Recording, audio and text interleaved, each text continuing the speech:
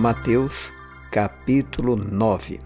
Entrando num barco, Jesus passou para o outro lado do mar e foi para a sua própria cidade.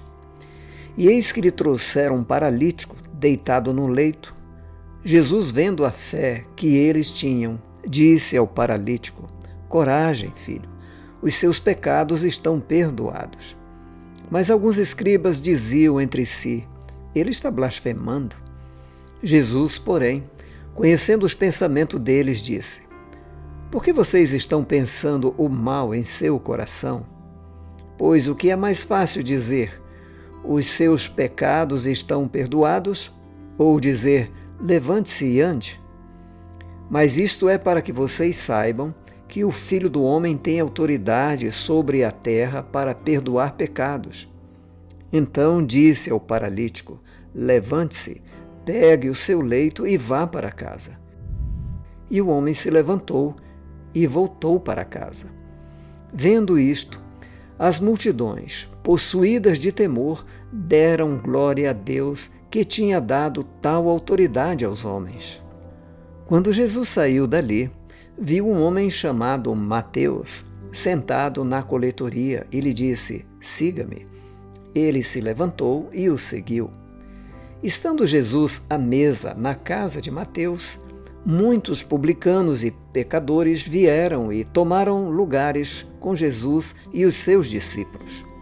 Vendo isto, os fariseus perguntavam aos discípulos de Jesus: Por que o mestre de vocês come com os publicanos e pecadores?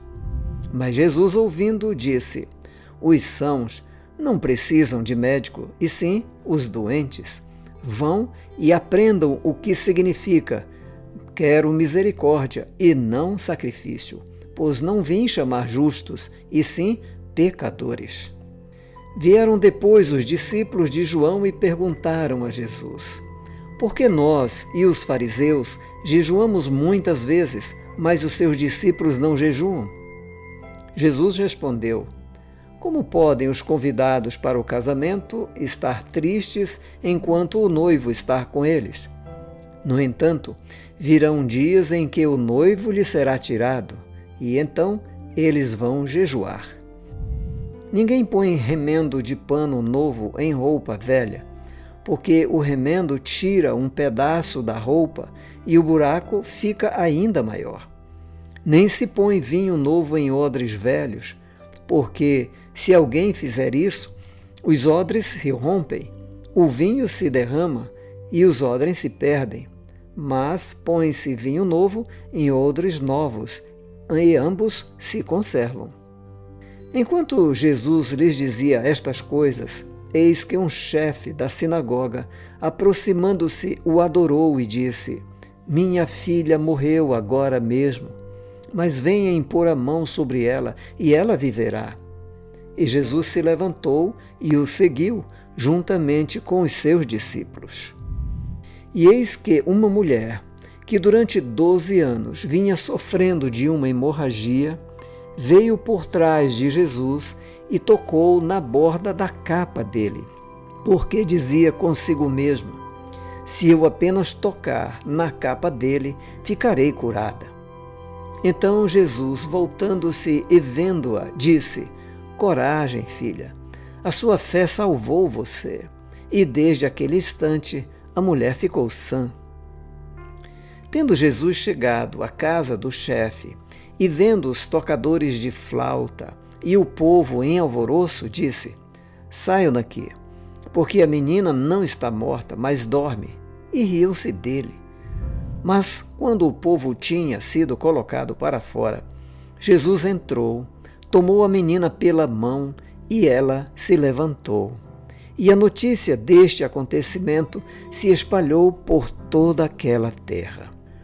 Saindo Jesus dali, 2 cegos o seguiram, gritando: Tenha compaixão de nós, filho de Davi. Quando ele entrou em casa, os cegos se aproximaram, e Jesus lhes perguntou: Vocês creem que eu posso fazer isso? Eles responderam: Sim, Senhor.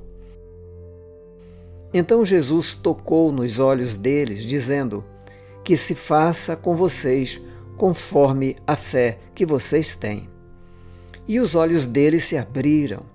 Jesus, porém, os advertiu severamente, dizendo: tenham cuidado para que ninguém fique sabendo disto. Eles, porém, saíram e espalharam a notícia a respeito de Jesus por toda aquela terra. Quando eles saíram, eis que trouxeram a Jesus um mudo endemoniado. E assim que o demônio foi expulso, o mudo passou a falar, e as multidões se admiravam, dizendo: jamais se viu tal coisa em Israel. Mas os fariseus diziam: ele expulsa os demônios pelo poder do maioral dos demônios. E Jesus percorria todas as cidades e aldeias, ensinando nas sinagogas, pregando o evangelho do reino e curando todo tipo de doenças e enfermidades. Ao ver as multidões, Jesus se compadeceu delas, porque estavam aflitas e exaustas como ovelhas que não têm pastor. Então Jesus disse aos seus discípulos: a seara é grande, mas os trabalhadores são poucos. Por isso, peçam ao Senhor da seara que mande trabalhadores para a sua seara.